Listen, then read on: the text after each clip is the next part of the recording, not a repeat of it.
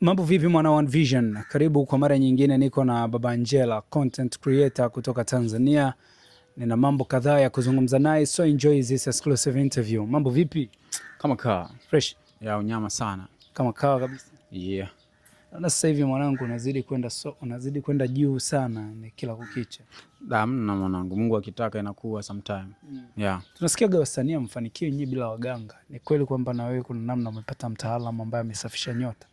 Hamna mwanangu, afu watu hawajui tu kuhusu sana. Mungu ni kila kitu na upambanaji wake.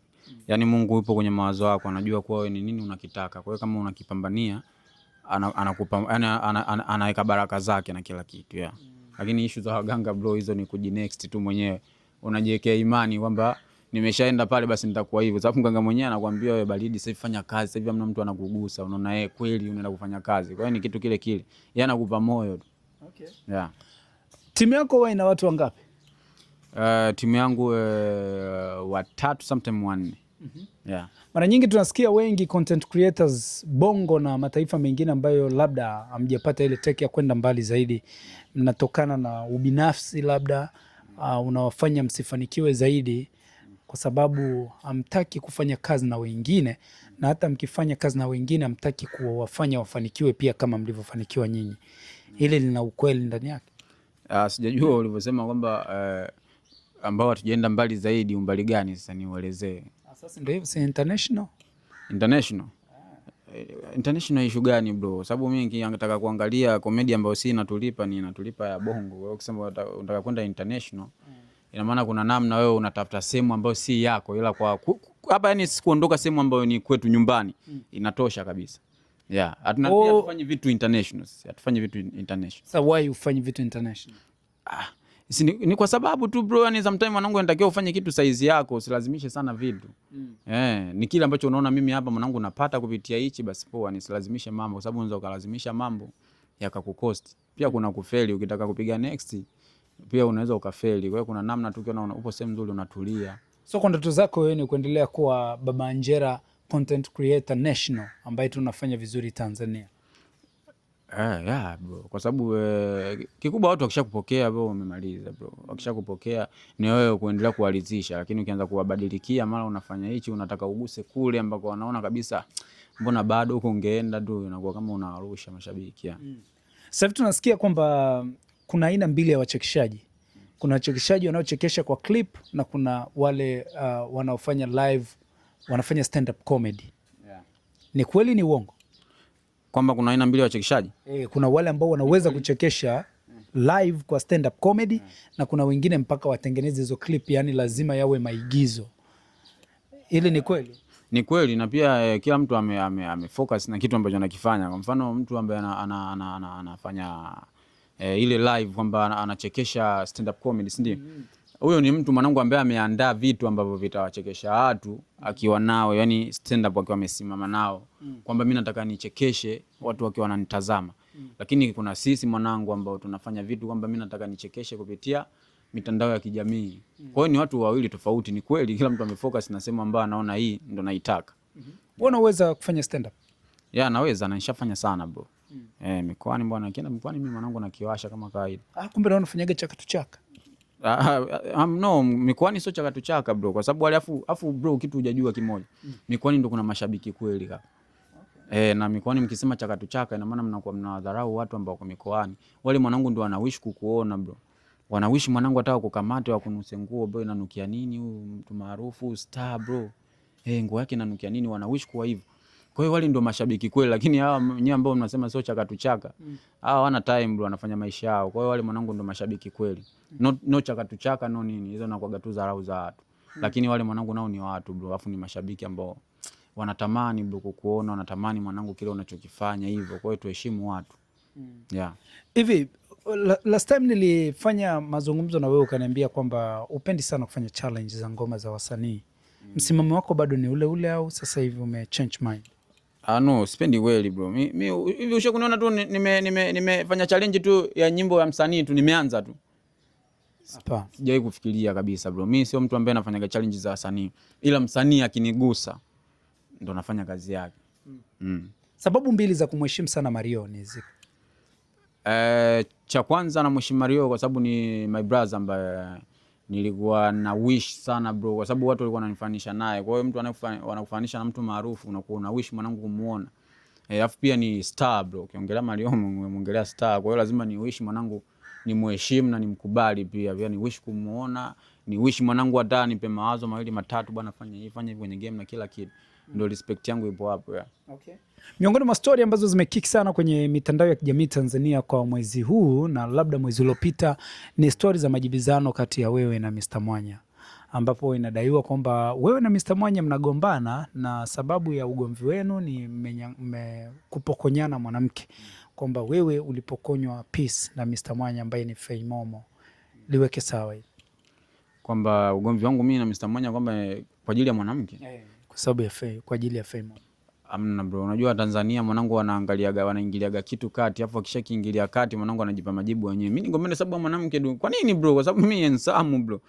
Ukiangalia na handsome fulani kama tu umeelewa mwanangu na hauna mikopo na handsome fulani. Kwa hiyo siwezi nikagombana kisa mwanamke. Afu pia ni ushamba pia, na kwa mwanangu kuna namna kama yani nazalilisha mwanangu wanaume wanaonekana kama mwanangu wa wanaume, mwanangu kuna namna wana mapungufu. Sisi tuna ugomvi wetu tu bro. Mimi nilikuwa nimepost picha yangu nini akaita dharau bro, akaanza kusema sijui dogo unajiposti kifua wazi dogo wakati unaonyesha tu matiti, hauna kifua, sijui matiti sijui nini. Sasa kwa dharau kuna namna kama mtoto wa kiume lazima nijitetee, nimkande kama mtoto mdogo, nimwambie kuwa huu moto mwanangu acha, hichi ni kidali, hivi ni vyuma bro, nitakupanda. Mr. Mwanya elewa kabisa, mpuuzi mgubu. Kwa sasa hivi mmeandaa pambano?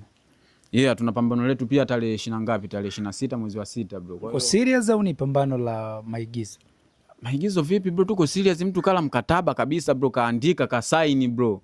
Hadi kipengele cha mtu akifa basi. Kipengele kipo bro, lakini sasa kile kipengele inataka serikali sana, kinataka kuna sehemu mpite. Lakini sasa tumeka kama ni pambano bwana, huku mtandaoni bwana mnabishana sana, mtafikia sehemu mbaya. Kwa hiyo cha kufanya tuandae pambano ambalo nyinyi mtakuja kumaliza ugomvi wenu. Kwa hiyo tuseme tu kama waliokoa jazi baada ya kuona mitandaoni mwanangu tunakiwasha. Sasa nyinyi mnaenda kupambana na pambano alinaga kutarajia. Mara ti umemtia ngumi, unasema una kidari. Mara ti unamtia ngumi jiwe, ndio ule Mr. Mwanya kanyoka. Sasa hiyo hapo mwanangu ni matokeo ya mchezo sometime. Unajua kwa sababu pia wote unajua maana kusaini bro. Ina maana wewe ukisaini manake ile ni friend match kiserikali, sawa? Kwamba nyinyi si mnagombana, sawa, basi ugomvi wenu njoni mmalize jambo lenu hapa, lakini inakuwa friend match, ina sheria. Kuna sehemu ambazo mtu ruhusiwa kupigana. Uturuhusiwa yani imeshatagetiwa. Kwa hiyo kama ukisema boxing ni kuna sehemu umeambiwa piga, kuna sehemu usipige. Kwa hiyo ukipiga hiyo sehemu ambayo umeambiwa usipige, ni maana yake ile pale ni umecheza rough bro, uko nje ya sheria. Kwa hiyo lazima mwanangu watampa haki ule mwingine, mpiganaji mwingine, mtaendelea na mchezo. Kwa hiyo mimi nahisi ni labda matokeo ya mchezo tu bro. Kwenye utafutaji skote hiyo ipo, lakini wenyewe wana vibali bro, ni pambano kubwa, naelewa. Kwa haraka ukimwangalia Mr. Mwanya, ni sehemu gani unahisi ukimpiga umemaliza game? Kwenye meno bro, kwa sababu yale meno yameshindwa kushikana bro. Unajua ukiona meno yote yanakuwa yameshikana, yanakuwa na umoja. Sasa ule ina maana meno hajashikana, ukimpiga hivi mwanangu anaanguka kama mahindi. Unajua? Yule chapu tu ni pambano la kipuuzi, sijui aje wawili, aje na demu wake, sijui aje na familia yake. Yeye unampiga raundi ya ngapi? Ya kwanza tu bro. Yaani ya kwanza yule akikwepa ngumi yangu mwanangu ndo kaanguka. Yaani ndakuwa nafanya kazi ya kumtafuta yupo wapi. Yaani ulingo mdogo lakini atakuwa anakimbia bro. Sitakuwepo blaza. Lazima ya kumtafuta yule, simfanyii mazoezi sijui ya kupigana. Yaani mazoezi mwanangu namfanya mazoezi ya kukimbia, nazunguka hivi sehemu moja kwa sababu najua nitakuwa namtafuta. Yaani atakuwa mwanangu anacheza kujiokoa dakika ziende. Okay. Ameachana na Fay Momo ambaye alikuwa ni girlfriend wako, na story ambazo nimepata ni kwamba chanzo cha yeye kuachana na Fay Momo ni wewe. Mimi ndo chanzo cha kuachana. Sasa vipi bro, mimi mwanangu nafanya maisha yangu. Sema ndio hivyo mwanangu, ambaye mitandao unaweza kama fanya maisha yako, unashangaa watu wanakufikiria hivi. Kwamba wewe umerudisha majeshi pale, alifuma message tena. Nirudishe majeshi kwa Fay Momo? Bro, kwani mimi nani bro, nakuwa sina akili kiasi hicho bro. Mimi na akili zangu bro. Siwezi nikamrudia demo ambaye naona watu washana ni nani bro.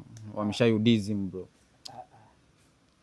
Siwezi bro kufanya kitu kama hicho. Kwa hiyo mimi mwanangu, nani anasema hivyo bro, mimi siwezi kumrudia huyo demo blaza, mimi na vitu vyangu vimenyooka lula bro. Watu wanapenda kuchafua watu bro. Unafikiri mashabiki watanichukulia? Shabiki zako ndo unasema? Kabisa kuna mpuuzi mmoja ambaye hana afya ametoka kumdizi msio muda. Afu tena mimi kule naenda pale mwanangu, turudishe majeshi. Lakini baadhi ya mashabiki pia wanasema kwamba combo ya wewe na Fei ilikuwa good sana. Wanasema kila mtu anakipenda kile ambacho unampelekea. Unaweza kupeleka hata kibaya mtu akakipenda. Kwa hiyo ni yeye ni vile tu hajaamua kuangalia kiromba. Lakini angetuangalia kiromba angesema ile penzi halitomaliza mwaka hili. Halitodumu miezi 6. Lakini akatuangalia katika uzuri kwamba bwana mimi nawakubali. Unajua shabiki akisema anawakubali kila unachofanya anapenda. Kwa hiyo kuona mbali. Ni wewe ndio ulimwacha Fei Momo au Fei Momo ndio alikuacha? Mimi bro nilimtupa mbali bro, yani nilikaa nikaweka roho yangu ya kibadi bro, yani uhusiano ulikuwa hapa, nikalikamata nikalivugumisha mbali bro, ni chap kwa haraka kabla uhusiano lenye kalio halijasumbua. Kipindi uko kwenye mahusiano na Fei ulimnunulia kitu gani cha gharama? Unajua mwanangu, ukikumbuka hivyo vitu sometimes moja mwanangu vinauma. Mimi kuna gari mwanangu, sio kama nimnunulia bro, ile nilichukua tu kwa ajili mwanangu tuspend mara moja, sio tunatoka out tuna boti. Ya kwetu kama familia. Nikanunua mwanangu kagari ketu nini iPhone 17 nini mama mtu basi baridi hiyo, tukiwa tunaendesha gari tunajirekodi, tukiwa tunajibusu tunajirekodi. Tukiwa tunashikana tunajirekodi. Ndio hivyo. Gari aliondoka nalo au aliacha? Ishaliuza kwa ninapotezea muda bro, nikaona nikaheshima tu bao. Nilikuwa na magazabu bro, unajua magazabu akishakukaa mzee. Hata gari unaona kama mwanangu ina shape ya Fei Momo, unaona gari moja lina shape ya Fei Momo, ile inanikumbusha mbali ile gari. Nipe 300,000. Kwa hiyo uliuza gari la heshima bado. Uliuza gari la 300,000. Niweza kuona mage nimeachana na demu, gari likigeukia huko unaona lina shape ya Fei Momo bro, nikaona usinitanie, ile gari limetumwa ile. Dalali fanya mpango. Kauza iPhone. iPhone yenyewe hiyo iPhone ndio ilikuwa ya kwanza bro. Hiyo ndio ilikuwa mshike. Tafuta teja mmoja hapo chapu, sijiulizi leo.